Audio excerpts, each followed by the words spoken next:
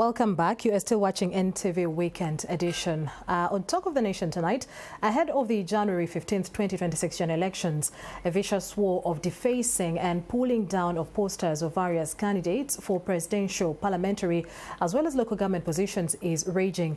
Now, the candidates say their posters are either covered by others or summarily brought down, with the opposition claiming that the trend is rife whenever NRM candidate Yoweri Museveni is scheduled to campaign. Now, to understand what could be driving this worrying trend, we are joined by Mande Akol, a policy analyst. Good evening to you, Mande, and thank you for joining us. Oh, the pleasure is mine, Mildred. I'm happy to join you on this show.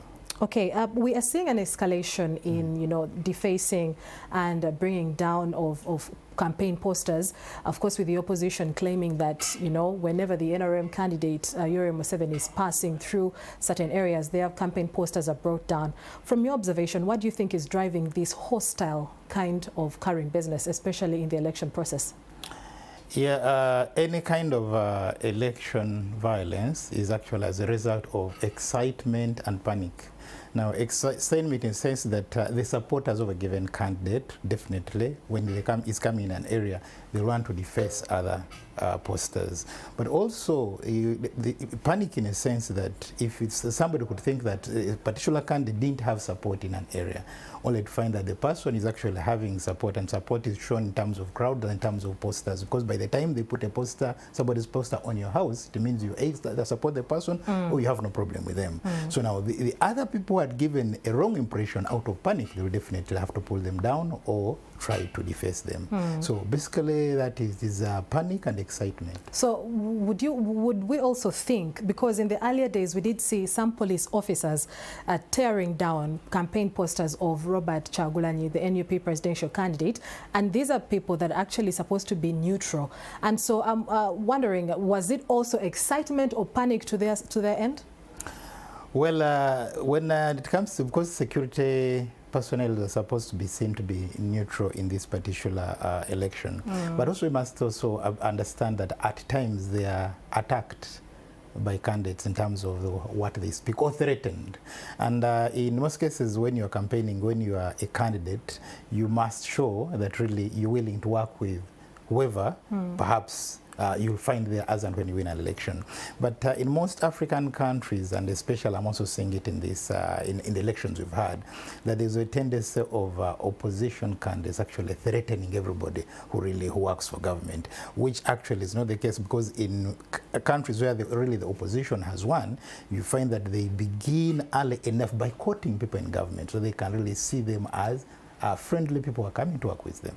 But now, who is then responsible to ensure that this kind of behavior does not continue? Because we clearly have laws stipulated to prevent such acts, decriminalizing them, but we have seen the trend carry on over the years.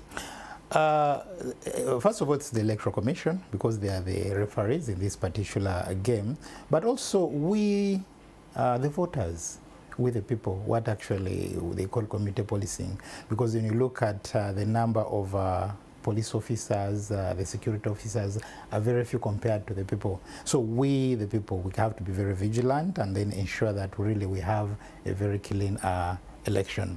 But on the other issue of the security personnel, I think, yes, there is also, they have a code of conduct and they have a leadership.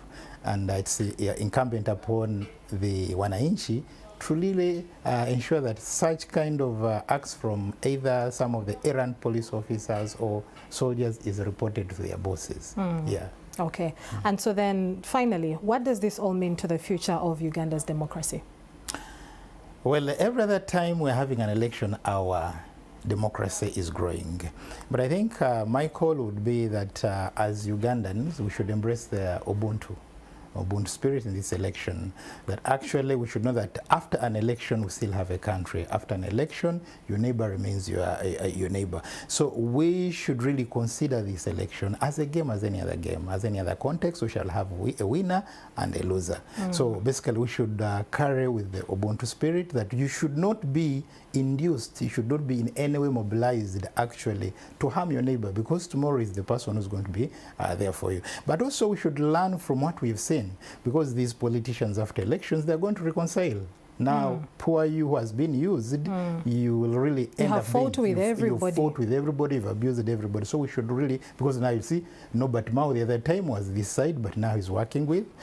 We also saw Robert Kyagulanyi the other time. He sang a song of Tebutwawula. By that time, I think he didn't know that he would actually also be. So we should really know that the country has a future, the country has a tomorrow, and we shouldn't look at this as if Uganda is ending with this election. Okay. Yes. Thank you, Mande Akol, Amazime policy analyst, for shedding light on that. And that being said, we take another break. When we return, we'll be hearing from the world of sport.